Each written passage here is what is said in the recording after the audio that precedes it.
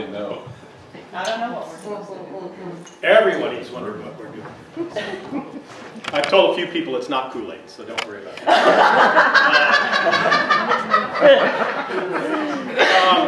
We are all part of this grand, infinite universe. And I really enjoyed it last week when Bob was talking about the jigsaw puzzle piece. That really fit. Oh, that's weird. Pun not intended. That really fit for me that each of us is unique in our own way, and we're part of this infinite puzzle. Sometimes we may not feel like we fit in, but we do. We are meant to fit in.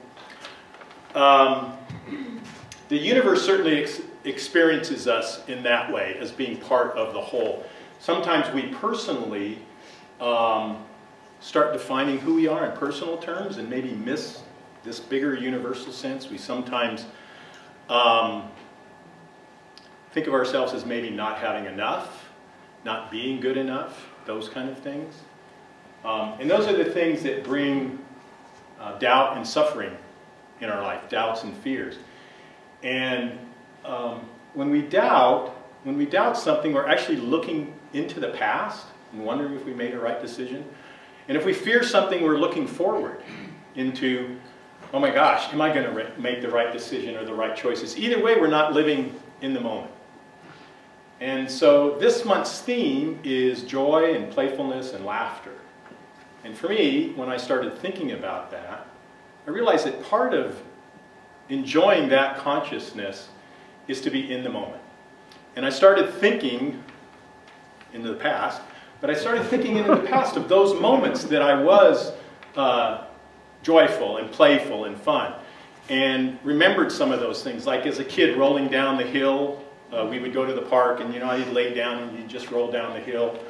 I even went out and bought a whoopee cushion, which I thought would be appropriate for today. Well, maybe not appropriate today, but apparently, I don't think so. But apparently they don't make whoopee cushions in China like they used to.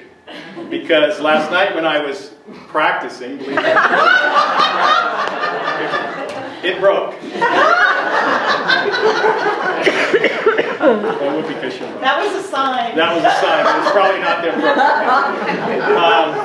And I also realized that, and I'm sorry that none of the Tacketts are here, because at Harold's service they talked about his remote control whoopee cushion, and so that was a nice connection to our PLC family.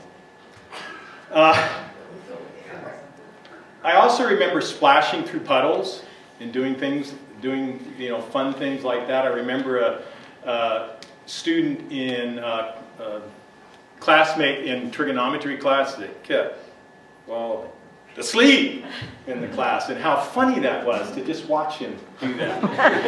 And so I wondered when was the last time that we really did something playful? When was the last time that you maybe jumped on the bed? Jumped up and down on the bed. When was the last time that you just crazy ran down the hall naked? Oh, wait a minute, that wasn't that long ago, was it? That wasn't that long ago. I splashed through the puddles today out here.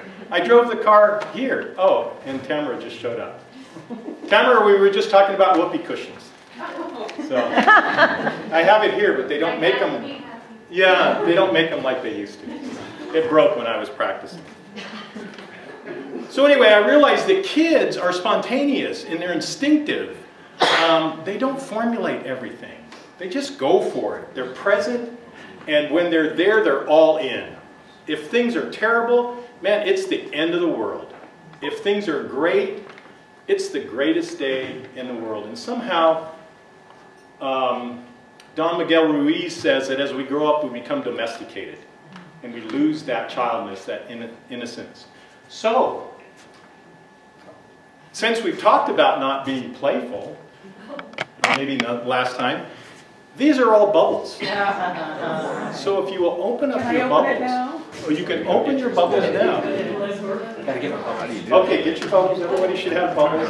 We ran out of bubbles, which is a great thing. That means there's more than 48 people there. And you'll notice that some children immediately start to play.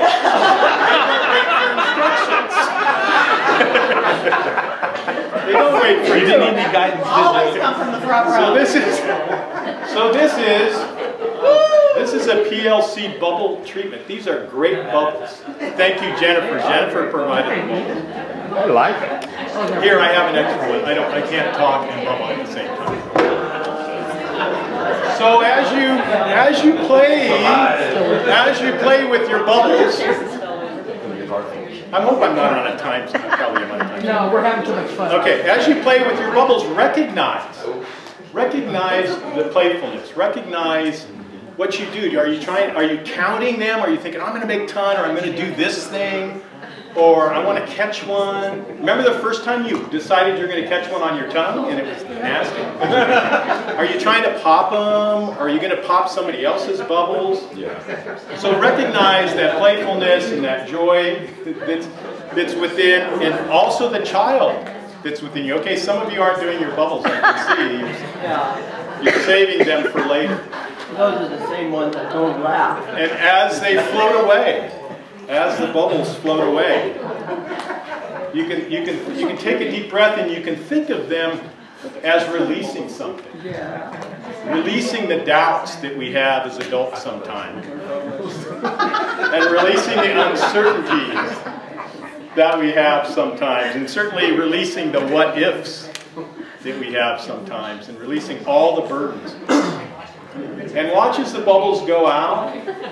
Watch as the bubbles go out and they just pop and they just disappear, just like those false thoughts about limitations and lack. Just send all those feelings out into the universe and just watch as they disappear. So we can rejoice in our playfulness and we can rejoice in fun. And I encourage you all to go through the week enjoying your laughter and your playfulness and all, and rejoicing in what an amazing universe we live in. And so it is. Very good. Bravo.